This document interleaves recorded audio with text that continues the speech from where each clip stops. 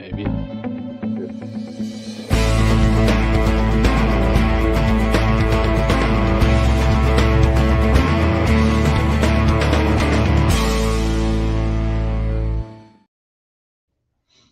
Hi, I'm David with EV World News. We're talking about electric vehicles, green energy, and the stock markets. I'm back on a Wednesday with our resident engineer, Mike Herzog. How's it going today, Mike? You know what? I'm glad to be back. It's been a couple of weeks. I can report back on some man on the street interviews from Northern Europe on what I saw for EV action. It was very interesting. I rented two separate cars there, and both of them were plug-in hybrids, Oh, EVs. And it was kind of cool because they pitched it as, like, don't worry about charging it or anything, but basically you get, 50, 60 kilometers for free, but you don't have to fill back up in the gas tank.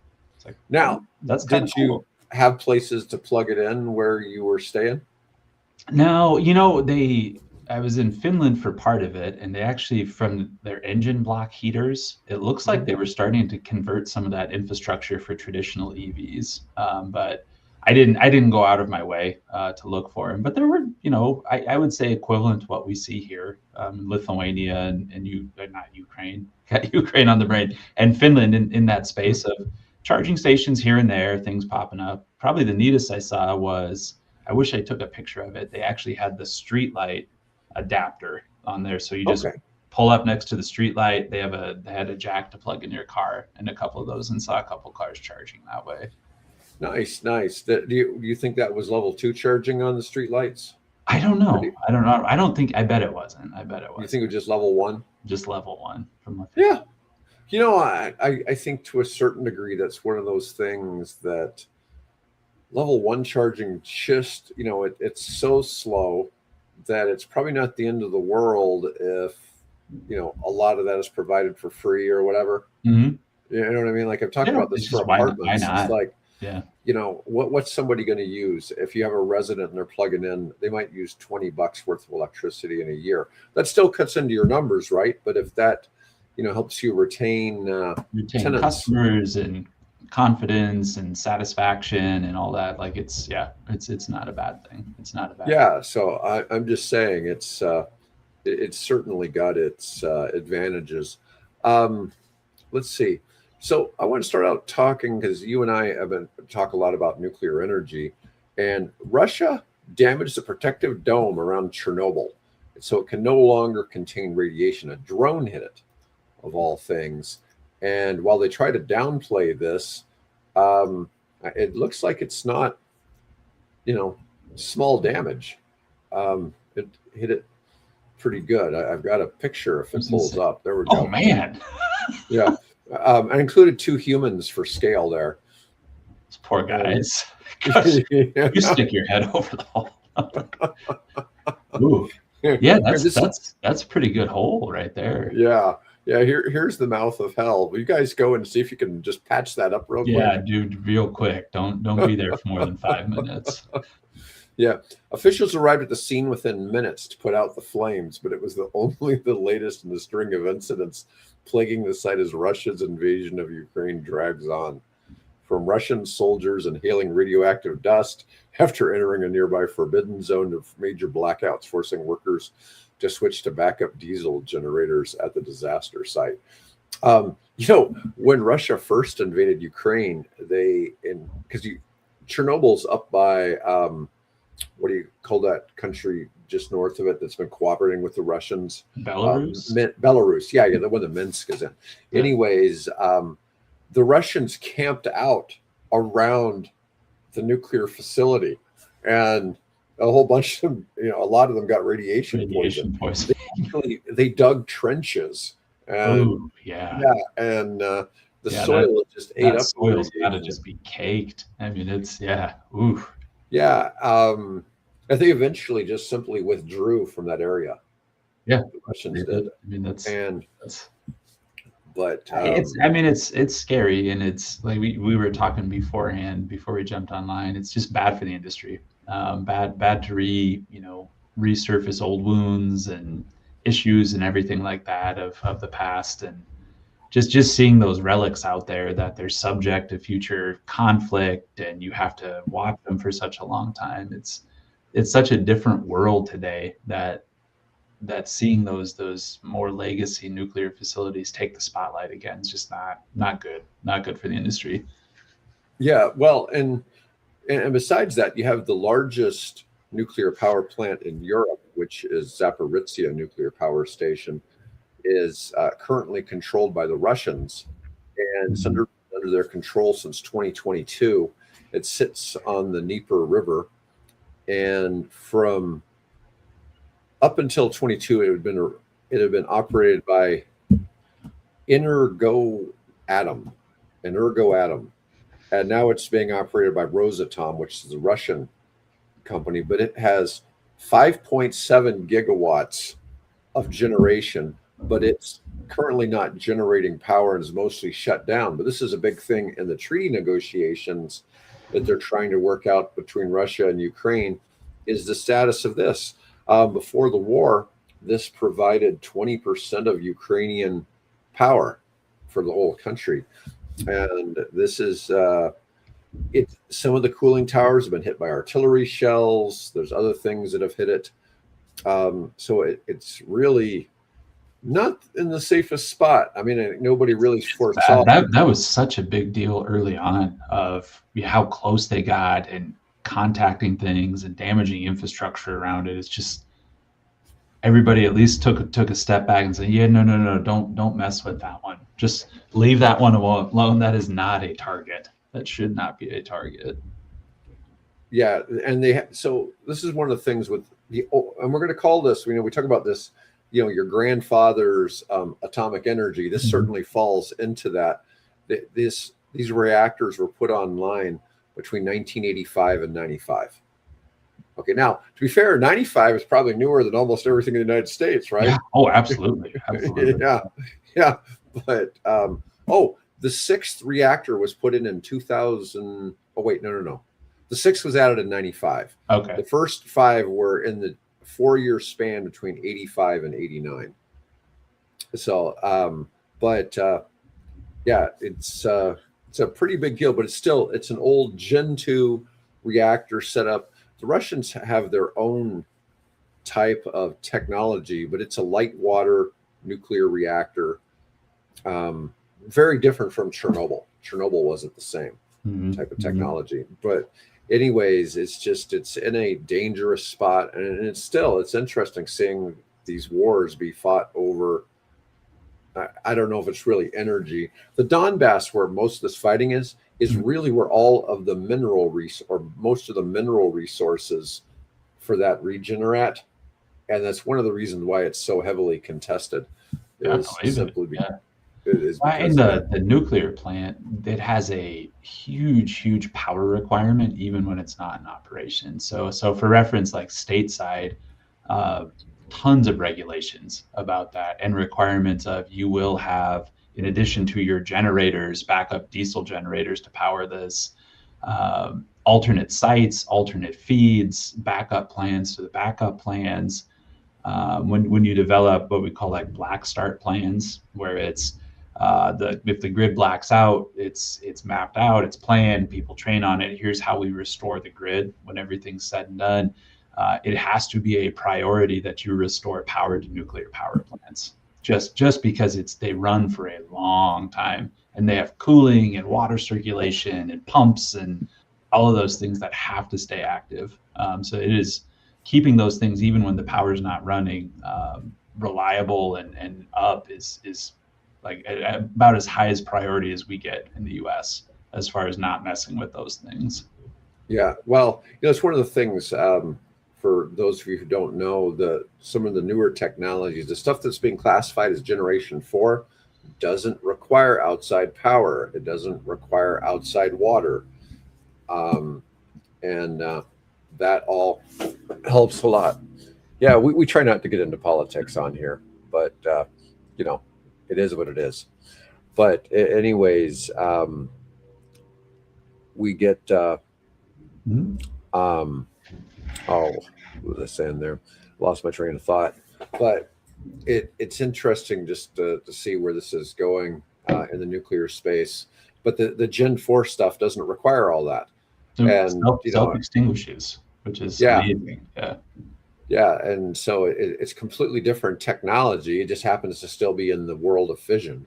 You know, and I'm seeing even now, I'm seeing some fusion people thinking they're going to be online by 28, which I think is awfully optimistic. Oh, I can't see that. I can't see that. Yeah. I mean, they did. There's been breakthroughs. I Mhm. mean, in small contained environments. I mean, I think they said it's the hottest spot in the galaxy was in a small lab. They actually got core temperatures higher than the sun to do some, but for like 20 seconds, and ran it. And it's so they're getting there, but it's 2028. Yeah, Oh, some of those temperatures are ridiculous. I yeah. think I've seen things like 70 million degrees Yeah, or like they said, it's something. hotter. They got it hotter than the core of the sun, just for at the size of a baseball for 20 seconds. But it was the hottest spot in the solar system. Yeah, the neat thing about fusion is if something were to get out of control, the system shuts itself down. So it's pretty cool from that perspective Mhm. too. It's because you're combining atoms, you're not splitting atoms. It's very simple to cut things off in one of those reactions. It needs so much energy to keep it running. Where it's if you take some of those inputs out of it, it just it's matter's lazy. Atoms are lazy. They don't want to do that if they don't have to. That's kind of a funny thought. Lazy atoms.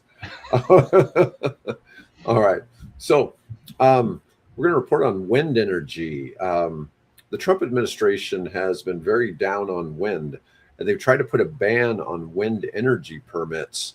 And a court has ruled that it's unlawful to ban wind energy permits. Now, 17 states and a New York-based clean energy group sued the government, setting apart the stop work order imposed on a vast wind farm in New York was aiming at powering 500,000 homes. And a district court judge in Massachusetts vacated Trump's order, saying it was arbitrary and capricious and contrary to law. Now, I have an issue with, I can understand the Supreme Court overturning something the president does. It's these lower courts that I don't see how a lower court judge can go in and enforce something on the federal government. There's been a lot of things that have happened in this way lately, or I should say in this past year, that I've never really seen before in public, where a local judge can affect what's going on in the federal government. It's just something strange, and it's being used more and more, it Mhm. seems. Which I don't know what to think about that. I think people need to have a way to address their grievances, but some of this is hard to say. I just don't get the administration's hate on wind. We all agree it's not pretty, but it is pretty effective. It's And pretty effective, and especially those offshore projects, Mhm. which is the pinnacle of you ruined my view. This is an issue. It's maritime. It's all of those, but good Lord, they're effective. It's all get 100 meters above the surface of the water. The breeze is always blowing. I mean, Mhm. it goes all the time. I mean, they're very very good projects from energy production standpoint. I wonder how much energy they're burning off running those transmission lines underwater and getting them to somewhere where the energy is used. I don't know. I don't know. I mean, the voltage I'm sure is pretty high, and if they're in water, it's self cooled and putting it in there. That's the big issue we have with wind where we're at. We're Mhm. in the middle of the country, and boy, we've got some wide open spaces, and a lot of wind coming off the Rocky Mountains in those areas. But we're talking Chicago and places that really, really need that energy, and that's the limitation right now. It's Transmission. transmission. It's got to go somewhere. Like it's the middle of rural Nebraska, 200 miles away from population centers. Like that's where there's space, that's where there's wind, but there's no demand. It's all got to Yeah, go somewhere. yeah. I've wondered just how much we're burning up in infrastructure to get that somewhere, because obviously you're making it basically at I've seen LCOE on wind being at like 2-3 cents. It's dirt cheap. Yeah, but that doesn't factor in the infrastructure cost of getting it to a user. Yep. And that's one of the big things, trying to explain to people. It's like, okay, you're paying 20 cents for retail electricity, and somebody's producing that electricity at the source for 4 cents, but you got 2 cents profit, and then everything in between, that other 14 cents. Cost of service. Yeah, it's infrastructure. Yeah, there's wires, there's poles, there's people. I mean, it goes down. It needs maintenance. I mean, the fixed cost is what they call that of delivering power.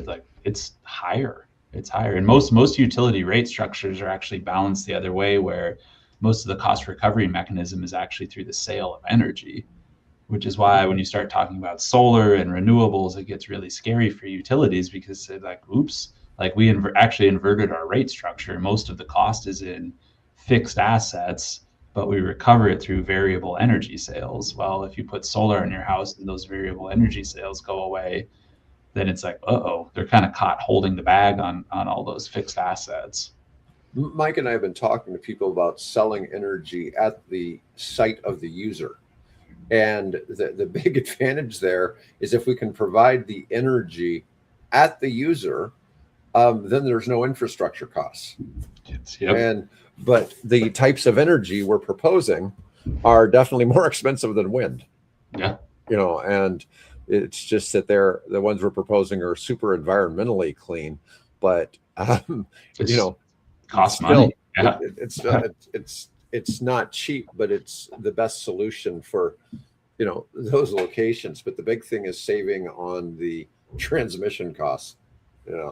And millions of dollars a mile anymore.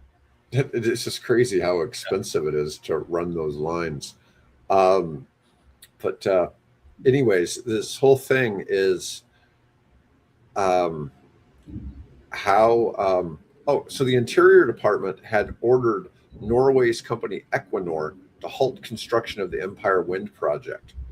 And now the Trump administration has since allowed work on the Empire Wind project to resume. The states have argued that wider freezes on permits for other projects is in the U.S. economy as developers and financiers back away from earlier plans. This makes it really tough if you're somebody who's willing to invest in these projects. I just don't get. It's not like the federal government is subsidizing these projects. Not anymore. They used to. They used to. Yeah. Yeah. Not anymore. But people are still wanting to put them in, and it's because they math out. Yeah. And that's what a lot of this is. It's like, I'm a realist in a lot of this, and if the market economics suck, it's really hard to put green energy in there, right?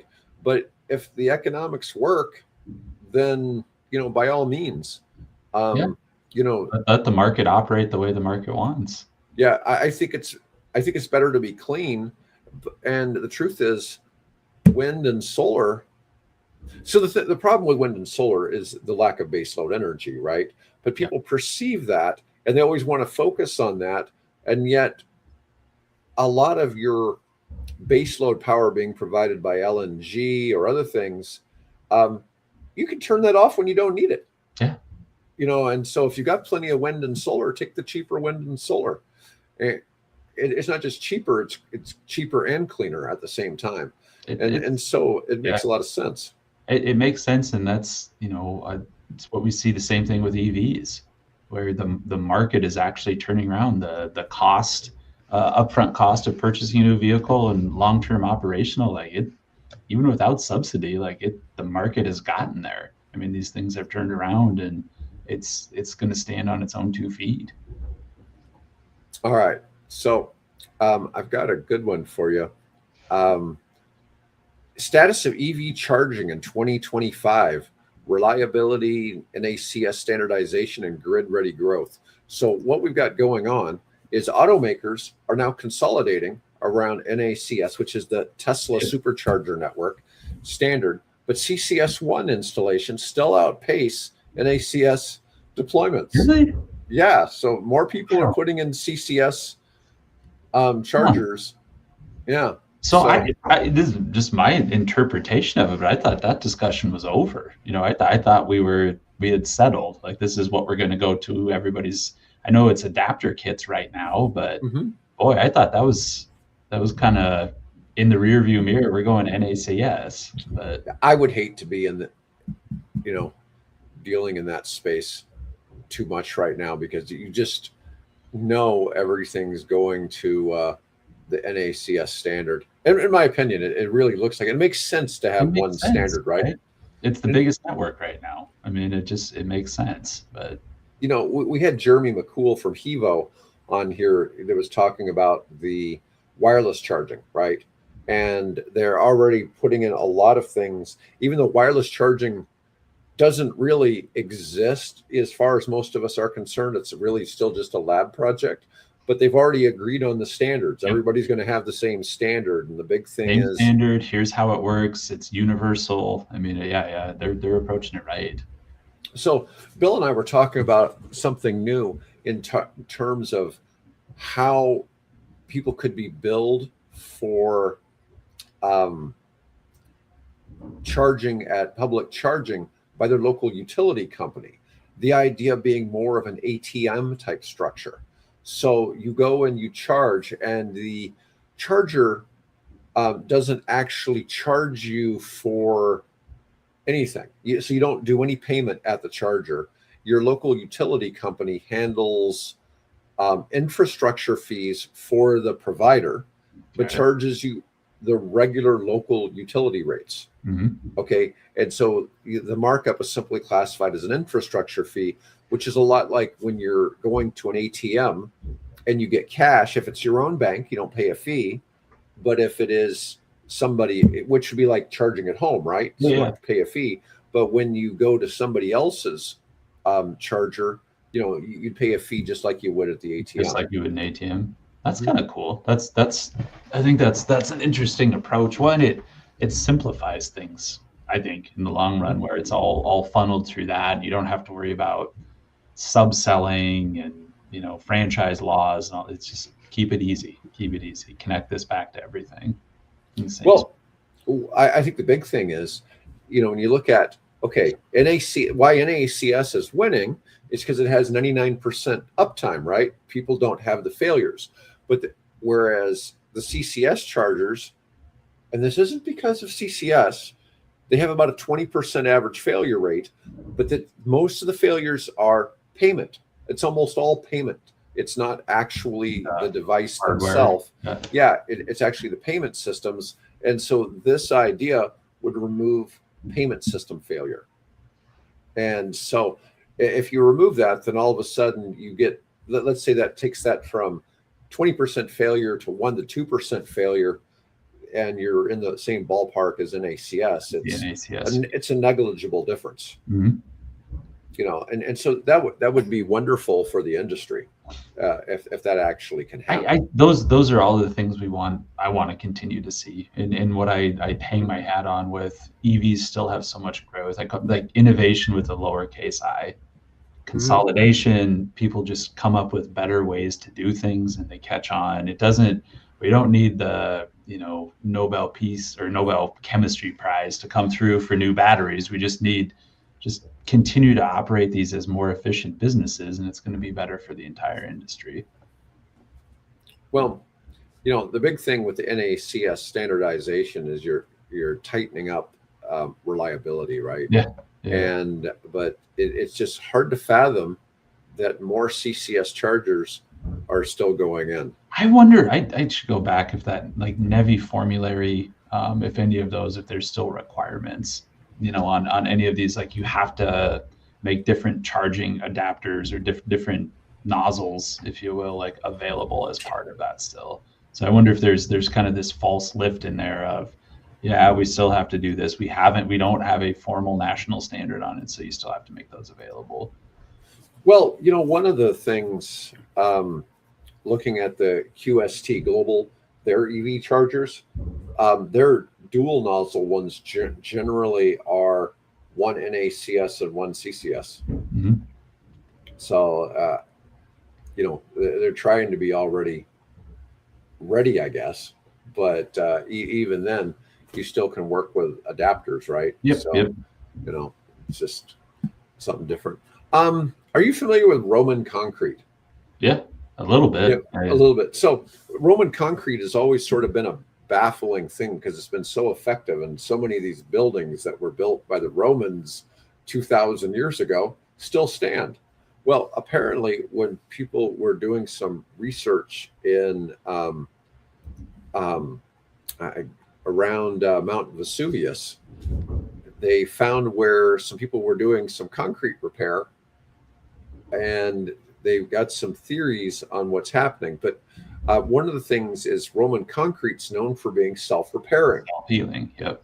Yeah, and so anyways, it has to do with calcium oxide, and they use something called quicklime. Mm-hmm.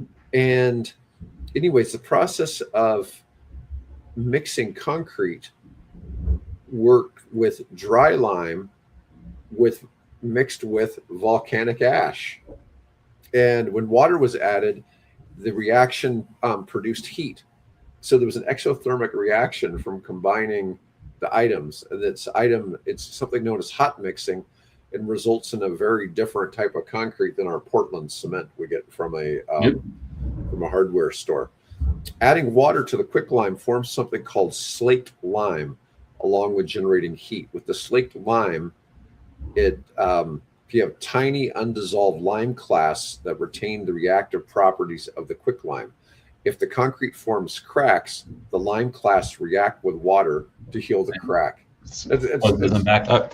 It's basically, I always imagine they just didn't mix it up. Like, you think of ours, it's very homogeneous and mixed up. Mm-hmm. And they basically left little pockets of lime in there. So when water gets added, it expands and hardens itself back up. Yeah. Well, they didn't have concrete trucks. Yes. With it mixing as it's going down the road, and it's hard to fathom how they did all this, because you look at bringing in concrete truck after concrete truck. I remember when I was doing a lot of building around the Memphis area, and Amazon came in, and you couldn't get any concrete because everybody's trucks were busy going and pouring for the 4 million square foot Amazon facility. Everybody was selling all of their concrete and all of their truck usage to Amazon. Yeah, can you imagine 4 million square feet? God, Anyways, but this hot mixing is kind of wild to think that the calcium oxide, volcanic ash, and water created heat. Yeah. That's I had seen that, and basically it wasn't anything crazy. It's just they were really good at what they did. There wasn't a secret ingredient. It's just here's how we do it, and this is how it works. Yeah, I just thought that would be kind of fun to talk about. Yeah. All right, I got a kind of a funny one. This is the title: Lucid Motors fired chief engineer after he complained about HR calling him a Nazi. He's filed a lawsuit. So this is something I had actually kind of wanted to cover with Bill, because Bill and I are both born in Germany, so we both dealt with this. Living in the United States, being called a Nazi as a kid, and all this stuff. This is actually the case of this guy. This guy is a German engineer working for Lucid, and he wasn't just an engineer. He was senior vice president of product and chief engineer. Is a pretty good title. Yeah. And he filed a wrongful termination lawsuit in federal court, alleging he was fired after he complained about discrimination and a hostile work environment, namely that a coworker called him a German Nazi and turned the company against him. I feel bad for the guy, but at the same time, this is just hysterical that this is, his complaint is things being disparaged in racist terms during the investigation, referring to him as a German Nazi. And then they fired him. I don't know if that's really racist, but it is, it is rude. Yeah, I don't know. it's derogatory and Yeah. discriminatory, whatever you want to call it, but that's very. Yeah. I thought it's like, wow, this is some wild stuff. It's one of those I wonder how prevalent that was. If it was just an offhand in a meeting, or if like constantly like somebody's spamming the company. This guy's a Nazi. This guy's a Nazi. Or you never know where that came from, or but it's just kind of funny. We did not see that coming. Yeah. Yeah. Oh, damn it. Come on, man. Boo. Oh, I just thought that would be fun. Yeah, well, I've had, I've literally employed hundreds of people at a time, and getting people to get along with each other is, it's so hard. You're always going to find some people who, typically you find two people who just really don't get along with people in general to start with, and they start getting under each other's skin, and it just boils over. And I don't know what you do about that. These people are out there in society, and it's hard to have all these antisocial types, and man, especially in the construction space. Oh, it's in the trades. There's a lot of rules of thirds in the world, but it was my rule of thirds, where third of the people give you the shirt off their back, go above and beyond, want to do a great job. Third of the people, like, just leave me alone. Like, I'm going to show up, I'm going to do a good job, but I don't want to do anything else. And then a third of the people, oh God, it seems like they're just there to cause trouble. And it's just do your dang job. Not everything. Nobody's out to get you. Just do it. So it's and they just make it worse for the other 2/3. You just wonder how many people are just paranoid or what's going on. But like in this case, I mean, this is just, for and now we're laughing about this guy's dirty laundry. two guys in Omaha, Nebraska, laughing about it. That's No, I know. And then I look here, with some of the things we've been talking about, I look at all the nuclear stocks are in the red, and they all gone down a little bit today. But, you just kind of wonder, it's like with things going on, like you said, there's more earthquakes in Japan, with what's going on in Russia and Ukraine with the 2 nuclear facilities. You always just kind of wonder, I mean, like, if something bad happened to Zaporizhia, our nuclear industry would just be screwed. They'd be set back again. I mean, everything would do a 5 to 10 year reset and just be that much farther behind. Yeah, I've seen, somebody saying, we're in the middle of a nuclear renaissance, and if things aren't done right, there won't be another one. It'd be the end of nuclear. And it's really sad, because it could be that fragile, right? Just because of how people react. All perception, some reality. The older designs, you bet. Like, it's a big safety risk, but. All right. Well, that was all I had for today. So I just had a limited amount of articles. But anyways, folks, want to thank everybody for watching, and we'll be back. I'll be back with Bill on Friday, and be back with Mike next week. Otherwise, folks, have a great day.